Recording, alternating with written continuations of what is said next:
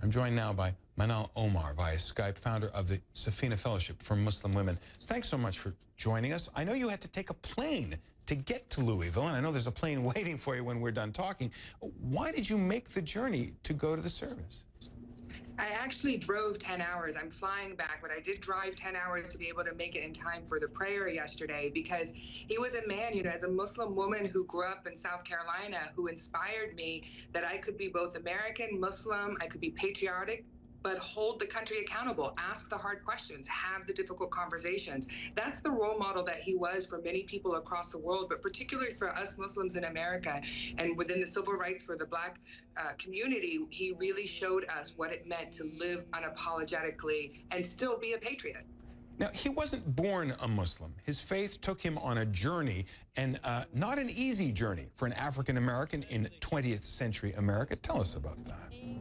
Absolutely. I mean, one of the things that he was able to really demonstrate through, he designed the memorial service that took place today, and you really felt his presence just in the diversity that was on the stage and in the audience. It provided a glimpse into what we could be, both as a country, but as a global community. And that journey came through faith. His wife said that he could have turned to violence, he could have turned to other means, but his faith, Islam, didn't allow him to.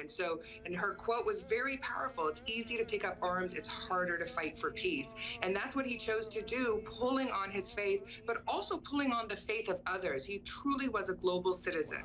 Now, you say that, and people around the globe think of him, but a lot of non-Muslims don't even remember that he is or was Muslim. Is that an oversight, or is that an accolade, do you think?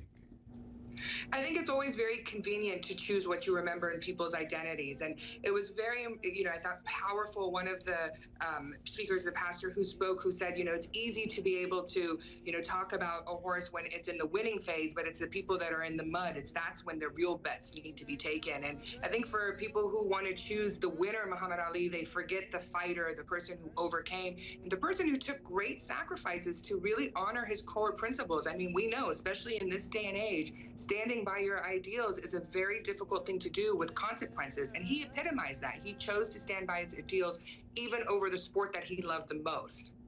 I'm just curious about one last thing. You made the trip to be there. Who else was there? This was a public funeral. There were thousands of people there. What kind of people were drawn to it? What kind of people did you meet there? Yeah, well, I came particularly for the Muslim prayer, which was held yesterday.